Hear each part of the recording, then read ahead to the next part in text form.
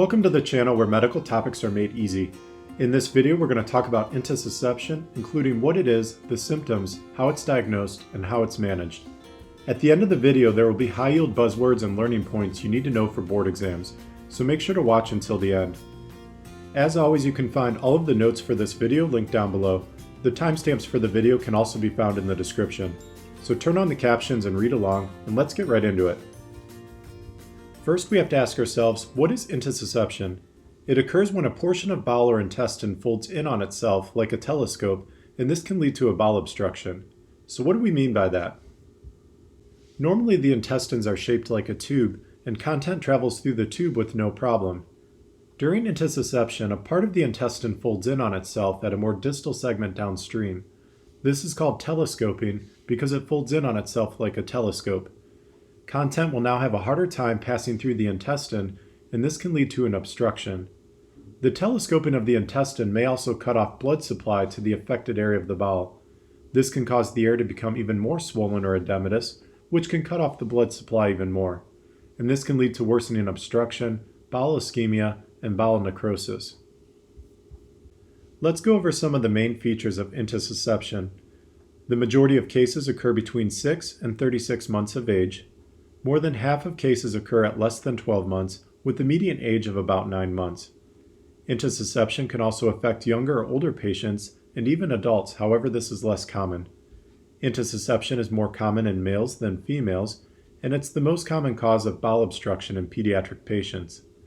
Intussusception is most common at the ileocolic region, which is the junction of the ileum and cecum of the colon. The information in red is important for board exams. Often the question stem for intussusception will have a 6 to 36 month old male presenting with signs of bowel obstruction and symptoms associated with the condition. Let's talk about those symptoms now. So what are the symptoms to look out for? There are 3 main symptoms to remember with intussusception. The triad commonly seen on board exams includes vomiting that may be bilious, intermittent colicky abdominal pain, and current jelly bloody stools. Let's take a closer look at each of these. The first symptom is vomiting, which makes sense because if there's a bowel obstruction, then the patient may experience vomiting since the content can't pass through the bowel. As a result, the vomiting may be bilious or yellow-green in color. The next symptom is abdominal pain. It's often described as sudden onset, intermittent colicky pain occurring in episodes. Episodes are usually in 15 to 20 minute intervals, and during an episode, the infant may suddenly cry loudly and draw their legs up to their chest or curl up in a ball. The third symptom is bloody stools. The common buzzword on board exams is current jelly stools, so remember that. Bloody stools may be a late finding and could be a sign that the affected bowel is not receiving enough blood supply, called ischemia, and subsequent tissue death or necrosis may be occurring. Finally, there is one more important buzzword to know. This is more of a sign rather than a symptom, but commonly shows up on board exams. There may be a sausage-shaped abdominal mass on palpation during the physical exam. Sausage-shaped abdominal mass is a common buzzword, so the 2 important buzzwords to know here are highlighted in red. Remember current jelly stools and sausage-shaped abdominal mass. If we organize these symptoms, typically what you'll see in infants less than 12 months of age is emesis, irritability, and bloody stools. Younger infants may also present with lethargy or altered levels of consciousness, so always keep intussusception in the back of your mind. Patients older than 12 months of age usually have abdominal pain as a more common symptom. So what's the cause of intussusception? In many uncomplicated cases, we don't know the cause. It's believed it could be secondary to viral infections. Viral infections involving the GI system can cause inflammation of lymphatic tissue in the intestines. This can lead to the intestine folding in on itself and subsequent development of intussusception. Intussusception can also be caused by underlying pathology such as Meckel's diverticulum, intestinal polyps, hemangiomas, neurofibromas, or lymphoma. Any of these can potentially cause the intestine to telescope. Let's talk about how intussusception is diagnosed. Ultrasound has a high sensitivity and specificity for diagnosing intussusception. There is no radiation, making it safe in pediatric patients, and it can be performed at bedside if the clinician has experience. In the short axis, ultrasound may show a target sign or bullseye. These are common buzzwords used on board exams, so make sure you remember them. This is due to the intestine folding in on itself, which creates a target or a bullseye appearance. In the long axis, you might see a hay fork or pseudokidney appearance. Again, this is caused by the telescoping of the intestine. Abdominal x-rays can potentially diagnose intussusception as well. You might see signs of intestinal obstruction or other radiological signs to suggest intussusception. However, this has a lower sensitivity and specificity than ultrasound. While ultrasound is commonly used for diagnosis, some of the treatments for intussusception could potentially be diagnostic and therapeutic as well. This brings us to the management, which we'll talk about next. So how do you treat intussusceptions?